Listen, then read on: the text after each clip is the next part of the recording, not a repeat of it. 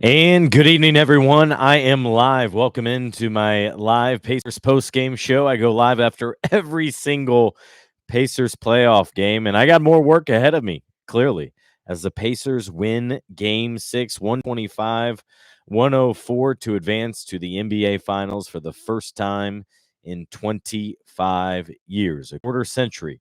And they needed everybody to do it. That's what's so fitting for this finals appearance. It would not have been possible without Pascal Siakam, who put them over the top. The way this team was built around Tyrese Halliburton, and then the ancillary pieces that developed and starred in their role, whether it was Andrew Nembhard, who was my star of the game. Siakam, clearly the star of the series. I'm glad that he won that. And then you had Aaron Nesmith, who was outstanding in the series as well. And then it was a different guy every night from a reserve spot. I mean, Obi Toppin was great tonight, as was Thomas Bryant. The last couple of games, Benedict Mathurin with 20-point performances.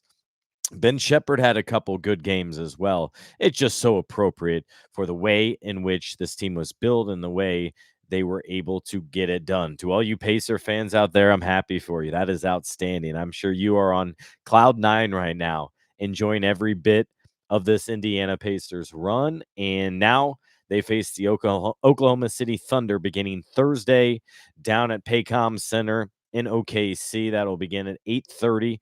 Games 1 through 6 are all scheduled to tip off at 8:30 Eastern time, and all the games will air nationally on ABC with Mike Breen, Richard Jefferson, Doris Burke on hand. So that will be fantastic.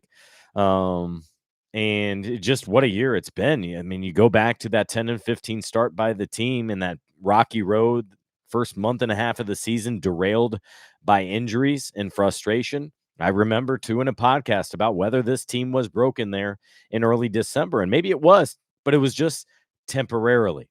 They got Nembhard back. They got Nesmith back. Halliburton started to look and feel like himself again. And all during that point, it was Pascal Siakam keeping the team afloat, just like he did tonight. Anytime the Knicks threatened, he was right there in the second half. They took Siakam out of the game. There was a quick burst from the Knicks. I think it was 8-0. They got Siakam back in there, and he made a quick jumper. He was, to me, no question, the best player in this series. And I thought there was a good chance, unlikely, but decent chance, that the Knicks would force a Game 7. I really didn't think it would happen, but it would if Brunson had one of those magical games. If Brunson went off for a 40-point effort because you knew Towns was going to get his 25, that was their one route to do so. What did we see instead? The defensive job of Andrew Nembhard kept him to his worst scoring performance in 6 games. Finished with 19 points, 8 of 18 shooting, and get this, 1 for 2 at the free throw line. He didn't get there. So they were defending well and defending without fouling. A phenomenal job by all accounts there on that front. How about their pace? They outscored them 25-10 in points in transition, but you could see from the very jump, outside of that 9-4 burst from the Knicks to start, no surprise. Who else? It was Brunson that got them started, scoring their first 2 field goals, letting them go up there early 4-2. But then you knew it was going to be a good night, or at least I did, when the Pacers threes started to fall. They went on a stretch there where they made 3 of 4, and the other bucket during that stretch was an easy layup. They got them going there. They weathered the storm a couple times, especially when OG Anunoby, the IU product, got it going. And during this run, the threes were just falling. They shot an incredible 52% from distance. They shot better than 3 than the Knicks did for the game in totality. And it was the Knicks 9 of 32 from three-point land. So the 17 made threes to 9 right there. A 24-point difference for the Pacers just from three-point land in particular. Plus 15 in transition points. And then the other big stat of note, and then I'll get into the comments here on YouTube Live, is the turnovers. What has been the bugaboo, the issue we've talked about for several years with this Pacers team? It's on the defensive end. It's their pressure. It's their point of attack. It's getting stops. And sure, they had success when Karl-Anthony Towns drove inside. A lot of it was just reckless too, by the way. It felt like there were 3 of them. If you had unlimited challenges it felt like there were probably 3 blocking fouls called on the Pacers that would have got corrected if they took another look at it. Miles Turner got hit where you don't want to get hit. A couple other players did as well. Neesmith had a hard fall. But in turn, again, it was just the Pacers coming out on top on all those different categories. They made everything difficult. They set the tone with their pace. They knocked down threes. And here's the other thing. They left no doubt. They won every single quarter. They didn't have any drop off. They weren't outscored by 10, say, in the second quarter at all. They went 25 points in the first and then 30-plus points in each of the final 3. 33, 34, 33. They were going to win on their terms, scoring a high point total. They were going to get stops, and they were going there to knock down three-pointers. And if they have that recipe going, boy, they're in a good spot. All right, let's get to some of these comments here before I share some of my thoughts. See if you guys want to direct the conversation a little bit.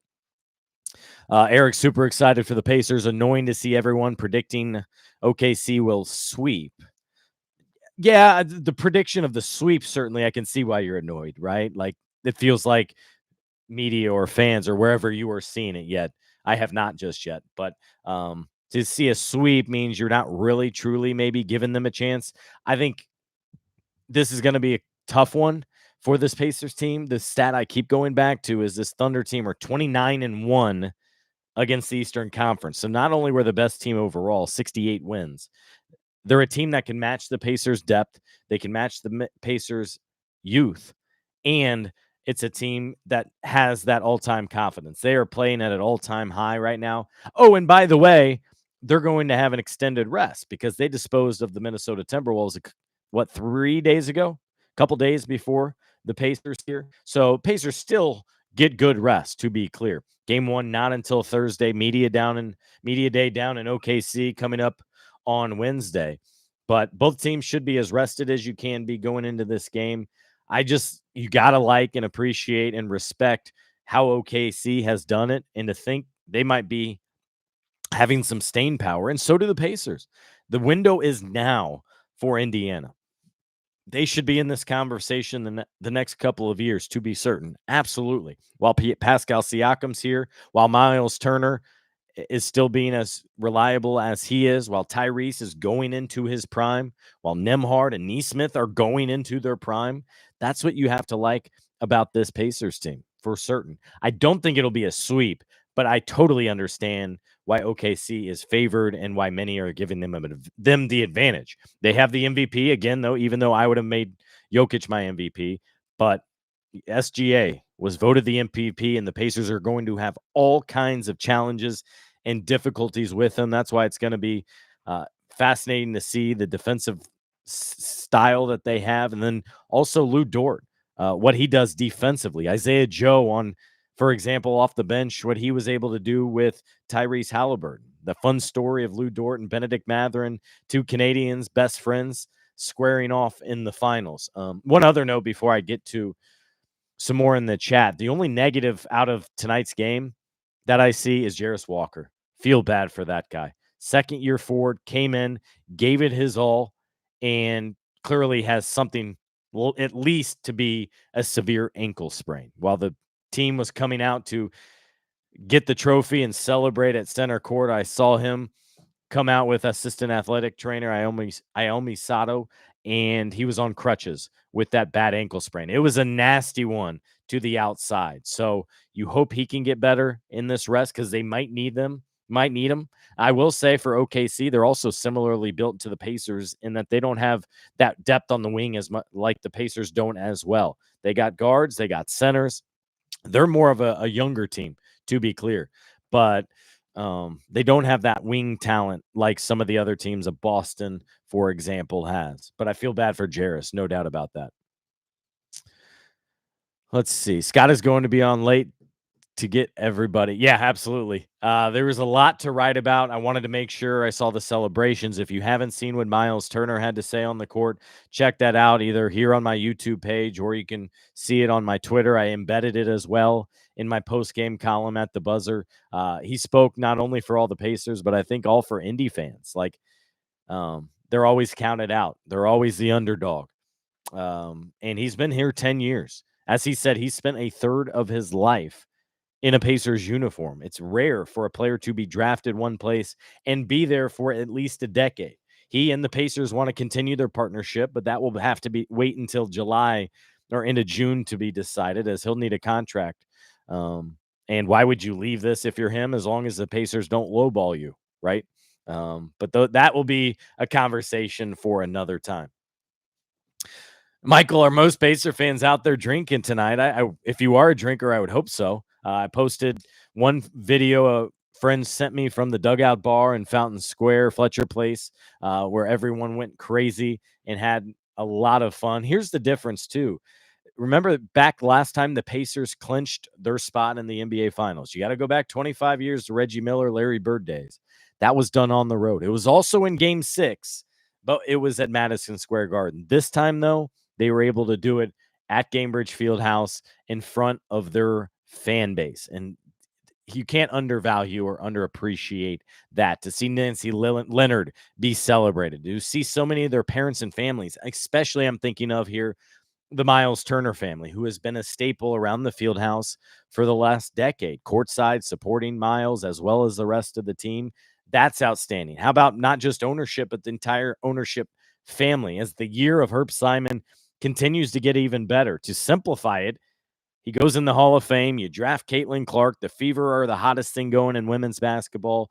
The Pacers last season surprised everybody, including themselves, in reaching the conference finals. And then not only do they do it again this year, but they're back in the NBA Finals for the first time in 25 years. Herb Simon, the longest tenured owner in the NBA. And this is happening, we should note, while we lost Jim Irsay, the longest tenured NFL owner, passing away here recently.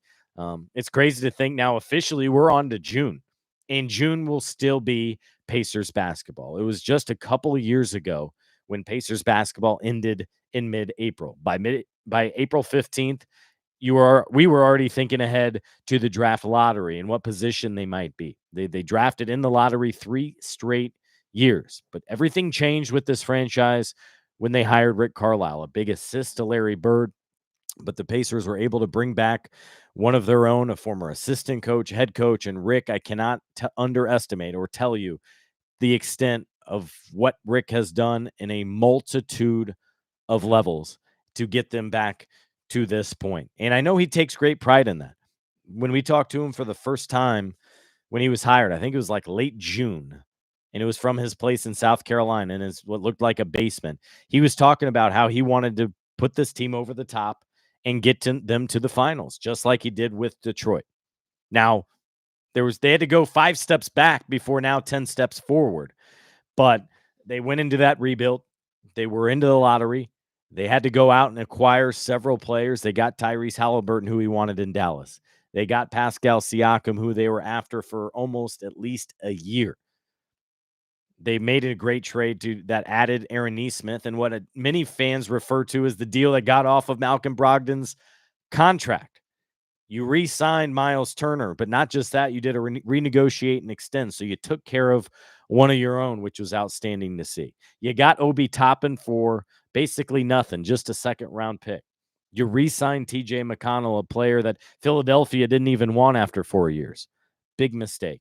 And then you've drafted well over the last couple of years. And that's been a huge asset for a team that struggled to draft for more than a decade, basically. You hit on Miles, you hit on Paul George, you hit on Lance Stevenson, but there were also some misses in there from that 2010 to 2020.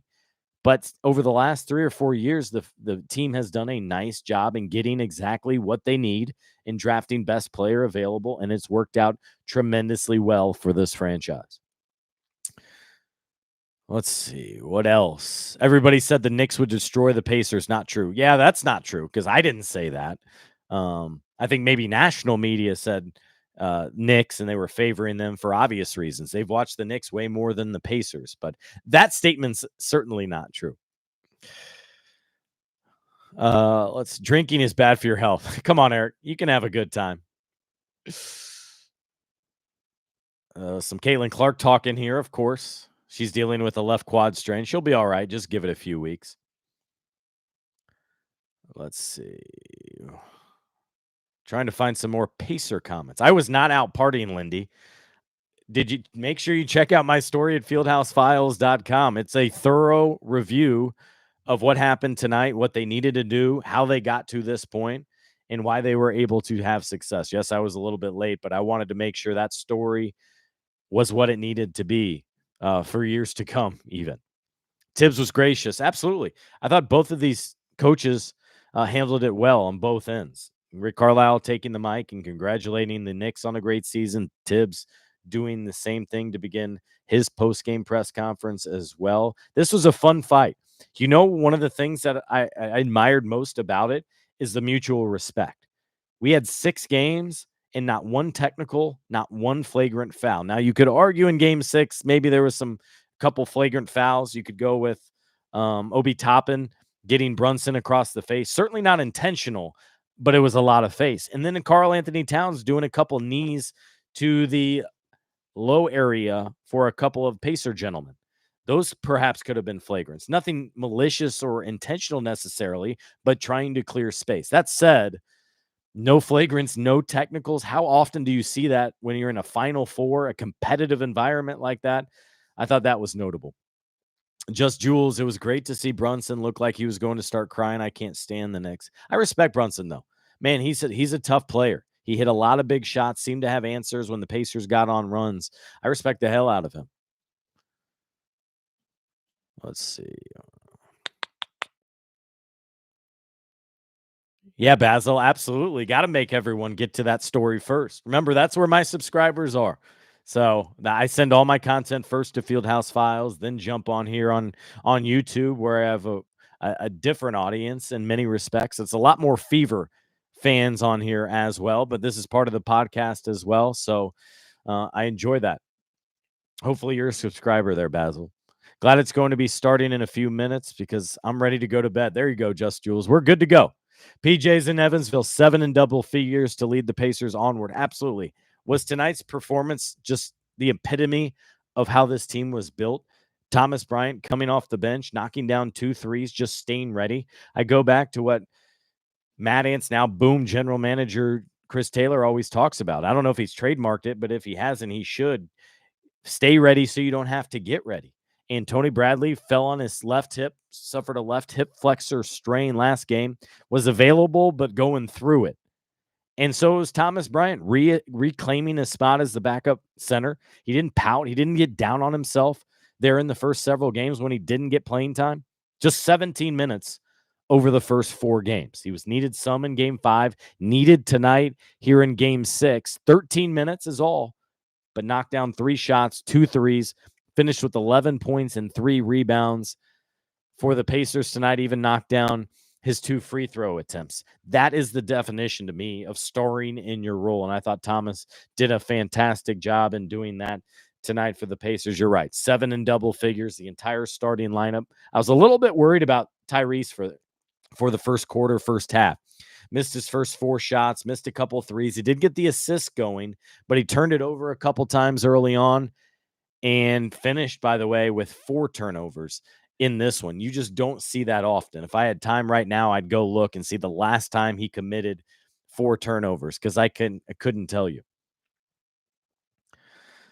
Let's see here. A lot more comments to get to. Besides Jalen Rose, were there notable other Pacer legends in the house? I saw Scott Pollard, Reggie, obviously, but since so many of them are out of town, I wondered how many of them it was difficult to maybe get back on short notice. You couldn't necessarily know until after game 5 that you needed a game 6.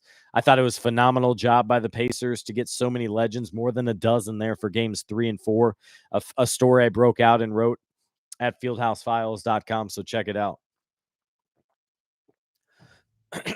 Jinsey loved how many children were on the floor for the celebration. Family. Yeah, absolutely. And that was a combination of mostly ownership, but also some players' kids in there. I saw James Johnson's, but a lot of that was ownership. Herb has a lot of kids, and they were able to celebrate that right there. So that was obviously special.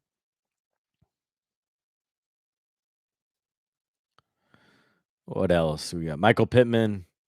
Had that not too long ago, needed surgery. What are we talking about?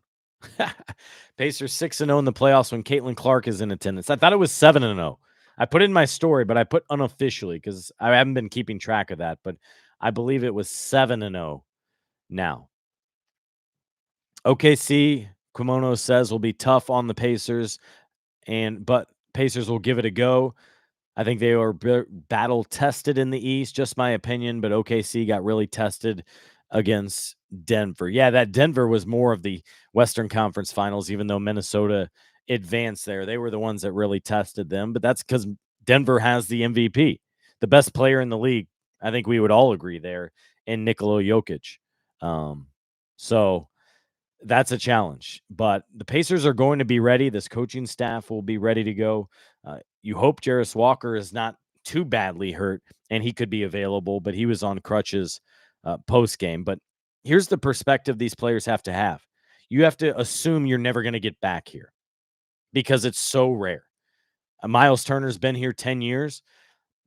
These last 2 years is the closest he's ever gotten to do so. Last year came up short, very short, swept in the Eastern Conference Finals. This year, though, they were battle tested. I go back to where this franchise was 2 years ago. In 2023, as they started the season in camp, and they brought up a couple of speakers. This is at Chad Buchanan's house, and talked about what it's like winning a championship, like Bruce Brown, for example, what it's like to and what is necessary to get to that point. Actually, it even started a couple months prior to that down in Nashville when they started organizing these player-led mini camps. They did one in Nashville. This past year, they did it down in Orlando at Pascal Siakam's compound. Yeah, quiet guy, but he's all about the team and getting them prepared. So they've got their hands full with the Thunder, and we'll certainly get into that with a deep dive, probably starting on Monday with a podcast and article. But this is what you want if you're the Pacers. Guess what? They're an underdog. They're going to be the OKC Thunder are going to be favored in every single game. Could be like 8 points. I would not be surprised by that. It feels like in every game during the postseason, the Thunder have won at home by an average of like 15 points. So the Pacers are going against all odds to try to win the first championship in NBA history. Music fan late to the stream. Any word on Jarris? No, nothing official, but he's clearly on crutches. That's not a good sign. Usually, if it's just a bad ankle sprain, maybe you'd be able to get x-rays. You'd know that it's negative, but I've not been given any update just yet about Walker. What about Brunson headbutting Nembhard in the fourth? Yeah, good point, Chris. That was how I knew for certain that Nembhard was getting under his skin. You could just tell throughout the game they were battling. And to be fair, the refs were letting them play a little bit. They were allowing that physicality in the contact, both ends of the floor for the most part. There was a couple cheap calls on Nesmith, but he deserved them, to be clear. They just cheap, meaning he didn't need to do that. One was 92 feet from the basket. Another was like 30 feet from the hoop. Just bad fouls by him. But that was difficult. But yeah, the physicality, the force that the Pacers played with, basically it was the complete opposite of what we saw in game 5, which was a disappointing effort. They led an egg in that one, a game they never led, and played poorly throughout. Fever up next. Yeah, they got a lot to figure out, though, Rose Jr. A lot to figure out, but I have no doubt that they can. You know what's interesting to me, too, by the way, is tonight's game, you had Caitlin Clark, Aaliyah Boston, Lexi Hall, 3 pillars for this Fever franchise, sitting courtside in row 1 for the game. I flip it. Go back to 2012 when the Fever were winning their championship. I was on the court working for the team at the time. And to my left, Frank Vogel, Paul George, George Hill, Lance Stevenson. They were watching and celebrating and enjoying and soaking in the moment, but also seeing what it takes to play at a high level that late into the season. So I have no doubt the Fever will get there. It's just a matter of can it be this year? It probably will take one more year. It certainly will take good health for sure. Yeah, Eric adds 7-0 now with Caitlin Clark there. That's what I thought. Glad to see that because I thought that was the case. Appreciate that. Reggie calling all the games made the series that much more fun and epic. Yeah, I believe so. I totally get that for you. Absolutely. And how about the Pacers now being part of history? The final game in NBA or NBA on TNT is a Pacer game, and it's at Gainbridge Fieldhouse as well. So that's absolutely significant. I thought it was a nice, pleasant, sad sign off for TNT. We'll get them next year on ESPN. We don't know if it'll completely look the same. We certainly all hope so. But that sign off coming first by the announcing team down at center or mid court, then upstairs in the entry pavilion at the field house right there. And yeah, it had to be cool. I thought it was special how Reggie Miller presented Pascal Siakam with the Larry Bird Eastern Conference Finals MVP trophy. I thought that was excellent. It's just too bad that Larry wasn't here to be present to present his award, or the award that's named after him, to a Pacer to help the who in Siakam helped the Pacers get back to the NBA Finals for the first time since 2000 when they were coached by Larry Bird. And then after that, Larry said 3 years is enough. They need a new voice. And so from there, then he became a team executive for the next dozen years. Now he remains a consultant for the team. But I thought it would have been cool if Larry came up. I assume he's down in Florida as he spends most of his time there, but would have loved to see Larry at the game and with Herb Simon and such. But all indications I get is he's kind of put that life behind him and is retired and is grandpa and is enjoying that. So good for him. He can choose to do whatever the hell he wants. Surprise of the game MVP to Pascal and not Halliburton. Not surprised to me. I thought that was absolutely deserving, Rose Jr. I did. You obviously had that monster play from Halliburton in game one to force the overtime, and the Pacers went on to win game one, a game they trailed by, 15-17? But Siakam was the guy. It had to be, especially after game five when Halliburton laid an egg, was not good at all in that game. He was not good in game three, if I remember right, either. I think it was. And so to me, Pascal was the most reliable, most consistent, the guy that kept this team afloat. Now, there were 9 media votes. I did not have one, but 5 of them went to Siakam. 4, including Reggie's, went to Tyrese Halliburton. So there were several others that thought the same way you did. In my opinion, the right guy won in Siakam. But I was glad to see him celebrate it. I love to see Pacer fans celebrate both of them when they joined the NBA on TNT crew. They were carrying the trophies around. John Halliburton was able to come down from the suite to enjoy, and more like, I think it was Lindy talking about earlier with so many kids there. I like seeing the families down there, the ones that were there from the beginning, that know the kid, the Pacer from middle school, from high school. They saw them in their lowest moments, all those different things. I thought that was special. The Halliburton family, the Turner family. It goes on down, but those are the ones every one of you probably would recognize. Let's see. Would be the biggest upset if the Pacers pull it off, for sure. Yeah, absolutely. As I talked about earlier, OKC, I guarantee you, will be favored in every game. There's no reason not to. Mr. Compton, did Nembhard and Jalen shake hands at the end of the game? Not sure. Did not break that down, but hope to look back at it. Overall, I don't believe much into that either way. If they gave each other big hugs, great. If they didn't want to see each other, I'm good with that too. Generally, I think it's best, obviously, if the losing team, gives the props to the team that won. But I also realize there's a lot of emotions that go into it, a lot of heartbreak. So if a player doesn't feel comfortable doing that, go back to the locker room. Who cares? It's not middle school. But I also know a lot of them are friends, like Halliburton and Brunson. So I'm sure they had a big dap. Congratulations, and kept it moving. MK Sinks, no thunder in the forecast tonight. Enjoyed every part of the post game in person from the Kroger Sky Deck. Good for you. Outstanding. That is way the hell up there, but good for you. I'm glad you were able to be there and be part of the 17,274 in the crowd to enjoy this moment, because you have to. I think all of us learned during the pandemic, you celebrate every win. You enjoy every big moment. And again, you don't know when this team, maybe your team, will ever get back to the NBA Finals. So you have to relish in it. You have to appreciate those moments. Because what I'm thinking about right now, I'm thinking about those god-awful games that I covered 5 years ago. I'm thinking about the 30-point, 40-point blowout to the Charlotte Hornets that was in like 2022 that kickstarted a rebuild that was necessary for this team. That was hit his expiration date like spoiled milk, and needed to make some changes. They did. It took a couple bumps in the road. It took a couple more years in the lottery, but this is the fruit of those labors. They didn't all out tank and do one of those. Certainly, a couple of the years they rested guys over the final month. I get that. They also developed some young guys, but most of all, they made the right trades. They empowered them, they entrusted them, and Rick knew the right buttons to press, not only with the team, but every one of these players. Let's see.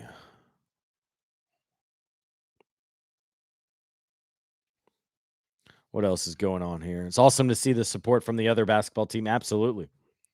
Absolutely.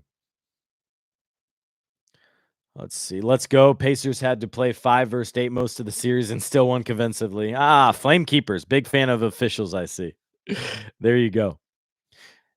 Any ideas right now for the championship final schedule? Yeah, absolutely. I can pull it up right here. We already know it here coming up. Game 1 is on Thursday, June 5th at 8:30. All the games are at 8:30.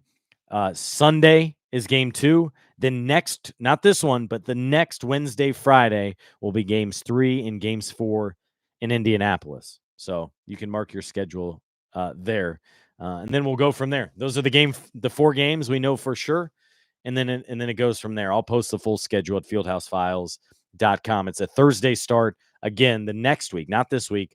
Wednesday, Friday at home. Lindy, I love seeing past Pacers and staff supporting the team. Absolutely. That's why I wrote about it. And that got a big reception, a big reader base, and a lot of views on Twitter as well. A lot of people love to see all those Pacer greats in the stands. I had a full list of who was in the stands in my story today. It was not as much star power, which I get for this game 6, but still the Pacers had an incredible show by especially local players. Reggie Wayne, Anthony Richardson, Zaire Franklin, several of the Fevers who I already mentioned earlier. So that was really fun to see, and I totally agree. It's fun to see the past merge with the present and celebrate together. You see the viral clip of Halliburton think he won the conference finals MVP. I did not know. Pascal was certainly deserving, Basil said, but he was not so good in game 3 and 5. I'm tad shocked. Typically, guy with the media focus gets the tiebreaker for sure. Absolutely, the bigger name, right? But I thought Pascal was the one that gave them the best chance. He was the steady guide, not just throughout the season, but also in this series. I would have been fine if Halliburton won it, absolutely. But I thought it really should have been Pascal, and so there you go. Rose, appreciate you jumping on. Appreciate the kind words. Oh my, what a turnaround. Lottery 3 years ago and now on to the finals, right? That's how quickly it goes and how it should be run. If you're in the lottery more than 3 years, you're doing something wrong. You're not winning enough. You're not making good enough deals. And now you got 2 teams that are not into the luxury tax reaching the finals. Now, after this year, the Pacers will probably have to do that. Again, that'll be a conversation for down the road. Let's leave it there so you guys can enjoy every single moment right now, as you should. Yeah, Indy Hawk. Amen, Scott. Waited 25 years for sure. And compound that with how bad the Colts have been for the last decade, how bad the Fever have been for the last decade. Indy sports fans have been deprived of this. How about IU basketball over the last decade as well? Purdue basketball's been there. They've had a couple nice runs. They've had a steady stream of success, just not in the postseason. But us Indy peeps, man, we've been wanting something to celebrate. And so I get all of you out there wanting to enjoy the hell out of it, and you absolutely should. So good for you. Halliburton and Pascal, great pickups for sure. That's what changed this franchise after Rick Carlisle. Rick was the number one thing that the team went out and got and changed everything and set the team forward, not backward. Halliburton changed everything. Changed Miles Turner's life too, by the way. You no longer played the double bigs. You moved into the single bigs. And Miles has played his best basketball since Tyrese got here. And then Pascal Siakam was the thing that put them over the top. The move that was the difference. And that move, I give credit to Ted Wu in that front office for this decision. What made that possible was the contract that they gave Ted Wu, or that they gave Bruce Brown. by giving him that 2-year deal. I think it was like 50 million, but the second year was non-guaranteed. They knew exactly what they were doing for their next move. Sure, they wanted Bruce in the short term, but that set up their next move. They were playing chess with that decision, and that set up them able to ultimately get Pascal Siakam for several first-round picks, but mostly it was Bruce Brown's contract that then they could get off of, and the Pacers were able to take on Siakam, a guy that I reported I think they got him in late January of the year, and I reported it during Summer League. I remember being in my hotel in the previous July. That's how far back at minimum that they were interested in Siakam, and now you can see why. Let's see. How close the Pacers getting to OG in addition to Pascal that year? Not close to getting both. It would have been OG or Pascal. They were down to, I think, the final three in getting OG, but I think they got the player they wanted and the player that they're better off with just because of the contract, because of health, and all that. And so they were definitely in those conversations, I'm told. I think it was the final three. I wrote about it at fieldhousefiles.com, but they were right there. There was such great buzz that week when Siakam came here. Yeah, absolutely. For you understand why. This team does not land star marquee free agents. They have to go draft them or they have to go acquire them. In this case, they acquired them and first Halliburton and then Siakam. So they absolutely nailed all of that. Halliburton has made himself a top 10 point guard this year. He's definitely a top 10 point guard. He's probably like a top 3 point guard. I don't like those lists. Don't really care for him, but he's definitely higher up than top 10 point guard this season. Dusty, I think you speak for so many people. Absolutely. So happy for Miles Turner. Yeah, I totally agree with you. I get that. So happy for Miles and his family and all that he's been through, for him to be out there and enjoy it, to be healthy. And I thought it was too appropriate for them to hand him the mic on the court there at Gainbridge Fieldhouse and just let him talk. In most cases, it's wrong for the broadcaster to hand over the mic. We are all taught you keep a firm grasp of the microphone. But in this case, you just let Miles go. You let Miles enjoy that moment, say whatever he wants to say. And in fact, I thought he was a little bit tame. I thought he would go a little bit more wild, maybe cuss, anything like that. But he's just it's just too appropriate for him to have that moment. And so I made sure to record that and post that as well. I was looking at the Pacers head-to-head regular season meetings. Pacers got swept this season, but swept OKC last year. We'll look deeper into the lineups. Yeah, for sure. I looked at this year in particular. Chet didn't play last year. The Pacers lost by something like 6 this year and by 20 this year as well. But remember, one of those meetings I think was in late December when the Pacers weren't playing well, when they weren't rolling. They weren't playing a top 8 defense, playing at that level. So for the Pacers, a lot has changed. Now, they added Isaiah Hartenstein this year. They added Alex Caruso as well. And so the Pacers are in a good point. But OKC, man, they are the team to beat. No doubt about that. You can give them all the respect because they have absolutely earned it. Let's see. MK, I recall you said different credential process. So will I be at Gainbridge to cover the games? Have not heard final approval yet. But yes, NBA Finals is run by the NBA, where I appreciate all the respect they have. I was at the NBA Draft Combine. I was in Paris covering the team. That is all handled by the NBA, whereas the regular season up until now is handled by the Pacers. And yes, for whatever reason, still haven't gotten an explanation, but Pacers and PR unwilling to credential me for the first time in 13 years this season. How ironic that is, and unfortunate, quite frankly, because there are so many stories I want to tell. So I hope, yeah, I'm good at MK. I hope so, because there are a lot of good stories within that team that have gone untold. And that's what I take pride in telling. I don't care as much about the 4-0 run in the second quarter of this game. No, it's about the Thomas Bryant feature. It's about Obi Toppin and the emotions he had playing his hometown team and the team that traded him and said, "You're not good enough for us. We're going to move on for you from just a second round pick." And so in a game 6, he takes his game up to another level, scores 18 points, has a couple monster plays, including the dagger. How appropriate that it was an Halliburton to top an alley-oop to basically be the dagger there late in the fourth quarter.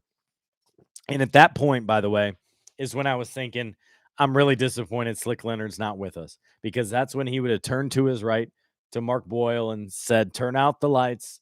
The party's over." And then I was thinking about David Benner, the longtime Fever PR director. And then I was thinking about Jim Morris, who we lost in the last year. Longtime executive, longtime connector in the city is the best way I put him. There's a banner at Gainbridge Fieldhouse for him. You know, Bicentennial Unity Plaza, just to the north of the Fieldhouse, that was renamed Morris Bicentennial Plaza. Those three in particular. But I'm also thinking of several others, a photographer, and several others within the franchise that are no longer around. I'm thinking of ball boys that I worked with, who all of a sudden our group chat is firing up from when we worked together decade long, over more than a decade ago. And so we see these former Pacers coming back and celebrating. We see a couple of our ball boy friends still going on. The assistant equipment manager was a former ball boy. All those different things is what I'm seeing when all that happens. Dusty, is the MVP just the Eastern Conference Finals, not the whole playoffs? Yes, that is correct. It is just for the Eastern Conference Finals. I think it's the Oscar Robertson Award. I think in the Western Conference that was already handed out, and then there is a Finals trophy, MVP trophy for the Finals as well. So it's another couple awards. There's a regular season MVP, Finals MVP, and then most outstanding player MVP, whatever, for both conference finals as well. Let's see. Appreciate all of you joining me. I know here it's a late night, early morning, but we're pushing more than 100 people on here. This is outstanding. Flame Keepers here providing the early odds. OKC minus 700 favorites for the series. That should be more like minus 200. Nah, you're not going to get that. That's too good a value for the bettors. All the money's going to lay on OKC at minus 200, considering what they did. And so, no, of course it's going to be higher. I don't know what is right, but minus 200 is not good enough at all. Miles should do better against OKC. Good question. You got Hartenstein, you got Chet Holmgren. The thing about Miles, man, is he just is a perfect fit for this team. The style in which they want to play, the 5 out, being a spacing big, a big who can shoot outside shots. He's a guy that could move to any team right now and be utilized versus other guys like Halliburton, right? Like, I think so much of what makes him special too, is the Pacers are built around him and lean into him. Not all teams are willing to do that, but that is something this front office and Rick also were willing to do, to lean into his talents, to amplify them rather than try to contain them like we saw with Sacramento, by the way. Jency, I completely adore and appreciate the local coverage. Scott, Tony, Pat, there you go. Absolutely. I'm glad you're on board, Jency. Thanks for watching and reading my coverage as well as everybody else. You're right. Local coverage matters. I do laugh, though, when local team people talk about local team broadcasts, but won't push local TV coverage, instead national podcasts. That's the one thing I don't understand.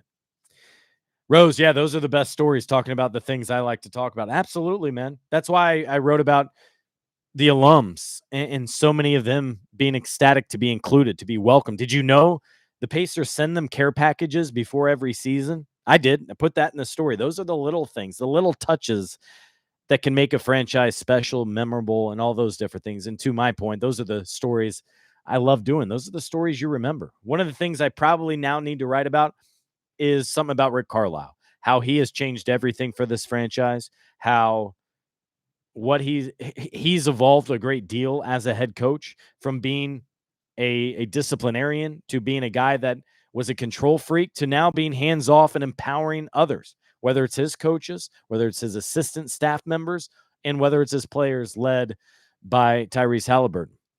If I get a credential for the finals where there'll be no more after game podcast, no, there will still be one. It'll just be later. Absolutely, I will still do one. No doubt about that. I love Obi Toppin chants during the game. Yeah, how about that? Thomas Bryant chants as well. That is so Indiana, by the way, and I say that in the nicest way. You're not going to any city necessarily and see the players embraced like they are. To see Reggie Wayne still get all these cheers as a great Colts player, that's what he is. Obviously, a legend like Reggie Miller would. Caitlin Clark would. But Thomas Bryant, Obi Toppin getting all those cheers, that's one of the many ways that makes us in Indy very special. Have a have a ton. What are you saying? Turn out the lights. Yeah, absolutely. Pops, appreciate that. I do love all the old teams. Hit the like button and others so they can see my analysis. Yeah, let's go. Let's go, Lindy. Appreciate that. I know I have a lot of Fever fans in here, a lot of Caitlin Clark fans as well, because of the great following that I've amassed on here just because of that. But I will continue to have a lot of great Pacer coverage. I've been running this channel, I think, since 2010 or so. I'll have to look back, but more than 1,000 videos, I think, at this point. I've had over 2 million views on my YouTube page in the last 30 days. So we are rolling. I don't know if my guy saying the push to 1 million is on, but that's the plan. Let's keep going. Dusty, I appreciate this show, and Scott, but man, I got to go to bed. Totally get it. Go to bed. You can listen. You can watch this back later or listen to it on the podcast. Norma, hello. Pascal was awesome on offense and defense. No doubt. Pascal was a game changer. During those times, like the start of the game, when the Knicks began 9-4, like when they made a 9-0 push, I think it was in the third quarter, Siakam was on the bench. They brought Siakam back. Pacers pushed their lead back up to 16, and then to as many as 21 points there in the fourth quarter. Pascal was significant not only in this game, but in the series. In 3 of the 6 games, he scored over 30 points. He's consistent. He's reliable. He's a tough player. He's a no-nonsense player. He's mostly a lead-by-example player in Siakam. But since he's got here, he's really taken more ownership than the front office really expected. He really looks back to those first many years in Toronto. He was a secondary player, wasn't appreciated like the Pacers appreciate him. He certainly didn't get the contract there that he had hoped. So he was ready for a mutual parting of ways. And since he came here, the Pacers have done a fantastic job of making him feel appreciated, for making him be embraced, and have loved every moment of it. When he was about to re-sign with the Pacers, Rick Carlisle, members of the front office, flew down to Orlando to meet him, to take him out to dinner, and to hear what he had to say before a potential deal. So, Siakam is so integral to this Pacers run. It cannot be understated. My stuff doesn't include the silly, just the game. For sure. I'm not messing around with odds. I'm not messing around with overrated stuff or this team has no chance. Nah, we're sticking to the games, away from the narratives, and more leaning into the storytelling. That's what I remember. That's what you remember. To me, that's what is most memorable just in general about the team. What's the heartbeat of the team, the soul of the team? How did they get from point A to point B? Let's explain that. Let's discuss that. That's what I enjoy a lot more. Slopbat, thank you for the live. Got to go to bed. There you go. A lot more of you going to bed. Totally respect that. I'll probably wrap this up in just a couple more minutes. So if you have any more comments or questions, please let me hear them in the live chat, and I'll get to them before I wrap this up, because we're well after 1 a.m. and I know many of you want to get to bed if all this is wearing off, if the adrenaline's wearing off, perhaps. Mr. Compton question, college basketball teams in general, are Oklahoma teams and Indiana teams more successful?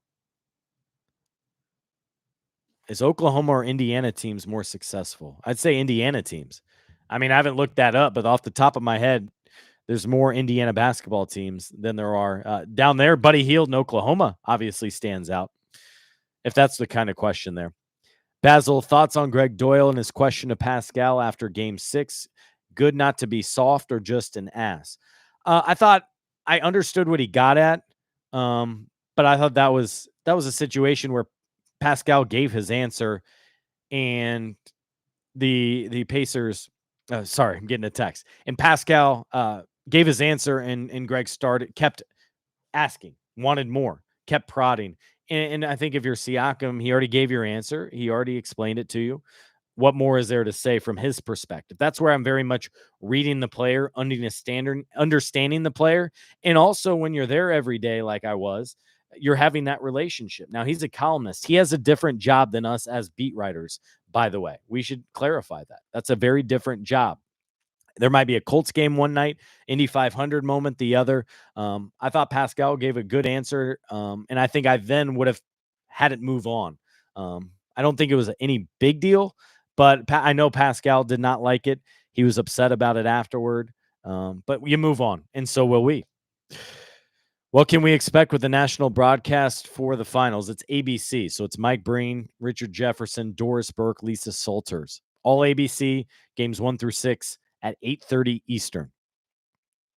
Would I ever like to work for the indie store or like being independent with Fieldhouse Files? Right now, I like being independent because it's the best paying gig. And I also like having control, but I'm open to other opportunities. Absolutely. But the sad reality is the current state in media. There are less jobs, not more jobs. The one jobs that there are might be freelance. With some of these companies. You look at the Pacers coverage right now, for example, you have one official full-time guy, and that's Dustin with the Star. Me and Tony are guys that are there and covering every single day. We're on our own, basically independent. And then outside that, that's all it is. Whereas New York, they have like 5 traveling beat writers. It's very different media market. And we're all doing our best to make it and to run our jobs and to provide the best coverage that we can, and I try to do it. I do it without bias and just try to cover the team and what happens in a straightforward way. I know some commentators, some writers, some podcasters like being fans and diehards and wear it on their sleeve. I don't. That's not for me. I know not some people love that. I don't like seeing Stephen A root on the Knicks. I want good analysis of what's about to happen. That's why I like the Brian Windhorst, Tim Bontemps, Zach Lowe, for example, there. And anyway, yeah, I would absolutely be open to other things. I plan to jump on with Channel 6 a lot during this finals. They have the ABC broadcast rights, so plan to see me more on there. I was on before Game 5 for a feature story they wanted to include me in and get my perspective at, but happy to do all that. I've already gotten several media requests, and that's the hard thing for if you guys may not even care about this, but that's becomes one of the hard things from my end here is to handle all the media requests while producing my content, while covering the team, while also covering the fever, Caitlin Clark's injury, and all of that. So it's going to be a great balance of time over the next 3 weeks. Then we go right into the NBA draft. Jinsey, we're spoiled with so many great facilitators putting out good content. Absolutely. Let's see. Bucks, Cavs, Knicks. Who is your estimation gave the Pacers the toughest test? I think it would have been the Cavs. The trouble is the Cavs weren't fully healthy. That's not an excuse, but the Cavs were much better than they played when they were down 2 of their all-stars for several of the games. And then DeAndre Hunter, a wing that I thought was a nice addition off the bench. He wasn't himself. They weren't themselves entirely. So I think the Cavs would have, but overall, ultimately what we did see was the Knicks. Yes, but Scott is the best. His analysis is the best. Appreciate it, Lindy. Thank you. Jinsey, oh goodness, that's 100% true. Yep. Cool to hear about ABC. Yeah, ABC in the finals. So they will take over full coverage. There will also be NBA TV doing shows there, but it will all air exclusively on ABC. So you don't have to worry about games being blacked out. None of that. If you don't have cable, you can watch with an antenna. Everyone gets ABC. So you're all good there. All right, just a couple more here before I jump off. Mr. Compton says, along with Pacer player legends, so they have brought back coaches, GMs, Donnie Walsh, Isaiah Thomas, Larry Brown, etc. For sure. What I don't know is maybe they tried. I don't know that. But yeah, I would absolutely love to see that, especially Donnie Walsh, who I believe still is around here most of the time. He has some family and kids over in Denver as well. One of his daughters for certain lives here. Excuse me. How special would it be to have Donnie Walsh, Larry Bird as executives up there? And then maybe some of your former coaches. Let's get Frank Vogel back, right? Excuse me. Let's get Nate McMillan back in there, for example. Coaches over the last couple decades, as well as some of them from much longer ago. PJs, you're welcome. Thanks for jumping on here. Jinsey, I'm in the South midnight here. You got 1 extra hour on us. Good stuff. Well, good night to all of those that are calling it a night here well after 1. And maybe I will here. Just a couple more thoughts before I wrap up after this 125 108 win for the Pacers. Compton says, "What time will I wake up tomorrow?" Seems like a long night. It is a long night for sure. I'll probably be up till 3 and get up around 9:30 if you really care. But yeah, it's absolutely a late night. But these are good problems to have when a team you cover is successful, more successful than they've been in my 13 years on the beat. I'm going to put in the time. On top of that, I love the engagement. I love when so many of you fans are on here and enjoying this as much as I am and sharing your thoughts, and we can have a good discussion about the actual basketball and the team and the development, how they've evolved, all those different things. Basil's already getting into the next series. First of all, I'd celebrate this current one, by the way. But what do the Pacers need to do for OKC is asked. First of all, you got to slow Shai Gilgeous-Alexander. He's a guy that can go for 40 easily in every single game. So I think about a game like tonight when Brunson's held to 19 points. There was zero chance that the Knicks are going to win this game when Jalen performed the way he did. And that's a credit to Nesmith, but especially in this one to Andrew Nembhard. The other thing is the depth has to match up with the depth of OKC. Pacers have phenomenal depth, but OKC has it better, in my opinion. They have tremendous roster that can go 10, 11, 12 deep.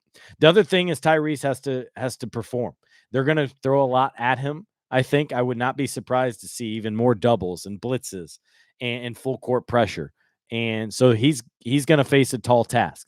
Siakam's got to average probably 30 points per game for them to have a chance in this series.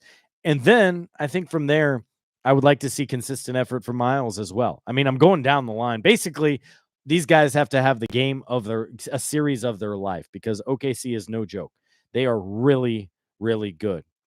And by the way, I thought Rick Carlisle and his coaching staff had a really good series. I thought when this was a little chess match, the Pacers won almost every time. Now, I didn't understand a couple of his challenges, including tonight when he challenged there in the first half. I'm not a fan of those. Those usually aren't difference makers. That was a situation where I think it was Towns went up and need a pacer in the midsection. Not good. And you thought it would be overturned. I did too. But you can't risk not having one late in the game when you're down by 2 or you're up by 3. I'm a big proponent of keeping that at least to the second half, primarily to the fourth quarter, if possible. But otherwise, man, they had an outstanding coaching job. How about Hack-a-Mitch that they utilized in a couple games, which ultimately led to Mitchell Robinson being taken out of the game? We saw the Knicks have to utilize their depth. That was one area where they switched things up. We saw the Pacers go to Ben Shepherd a couple times. We saw Mathurin, and the belief instilled in him by the coaching staff was necessary going into games 4 and game 5. Rick Carlisle saying, hey, we're going to need him, every bit of it. And so I thought it was a fantastic job by Carlisle and his staff, what they had in place. I thought what they did in game 6 here tonight was really strong in terms of the ball pressure, pressuring full court. Nembhard moving him over to Brunson. He's a little fresher of a body. He obviously has 2 full ankles, and so I thought he did a phenomenal job. All of them did. And we don't talk about coaching as much as we probably should. The challenges, we never exactly know what they're instilling, what moves they're countering, and what other moves they've discussed but don't feel ready to put in place. And so maybe that's why we don't as much. Indy Hawk, you're welcome. Good to see you, my friend. Good thing is game 1 is on Thursday. Yep, that's right. So several days to get in. Here's what I would say. You have Sunday, Monday to enjoy this Pacers win, that they're in the finals. Then Tuesday, Wednesday, you turn the page, you enjoy and look forward to what is in store for the Pacers in the NBA finals. It was a good challenge, but the refs just suck. Man, you're so negative, Basil. Come on. I do understand not losing it for a more critical situation. I got you talking about the challenge. I hear you. But yeah, that's why I want to save it for a more critical situation there in the second half. How does the schedule work? Where does the first game play and so forth? I talked about the schedule. Game 1 and game 2. So OKC has home court advantage. So games 1 and 2 are there in OKC. I think it's Thursday and Sunday. Then it comes back to Indy Wednesday, Friday for games 3 and 4. There on the 11th, and so it's the 11th and 13th, I believe, back home here in Indy. Yes, Shep was really good today. Not sure if we mentioned him earlier. I had not earlier today about game 6. I have certainly in this series and what he's meant overall. Today, he wasn't that great offensively. Grabbed a couple rebounds, had 3 assists in this one, and is just asked to do some defensively. In a couple of the games, he was the first guy off the bench. In a game like tonight, I think he was like the 4th guy off the bench. But what has been so notable and impactful is how they've gotten all these players to buy in to their situation, to be happy about their situation, and to embrace what role that they've been given. And so I thought that has been one of the really cool things to see from this team and throughout this postseason run. I hope Carlisle can outcoach the young OKC coach. You're talking about Mark Dagnall there, former G League coach who has just crushed it there in OKC. Yeah, that's going to be a good test as well. Oh, let's see. A couple more, and then I'll wrap up. Walker will be a tough loss. Yeah, he was walking in crutches tonight. If he's unable to play, that's a big one because he's a guy with size on the wing, a three-point shooter, a defender. Now, to be fair, he didn't play much in this series. So it's not a monster loss, but still, you want all hands on deck when going to the finals. And so I do feel bad, by the way, for Isaiah Jackson, unavailable backup center. He's missed all this season, this special run. Presumably, he'll be back with the Pacers as he's starting the first year next year off his rookie contract. But outside of that, the Pacers are in good shape with injuries. I reported before the game, Aaron Nesmith did well, got great recovery, responded well to treatment over the last couple of days, and I thought he played really well tonight.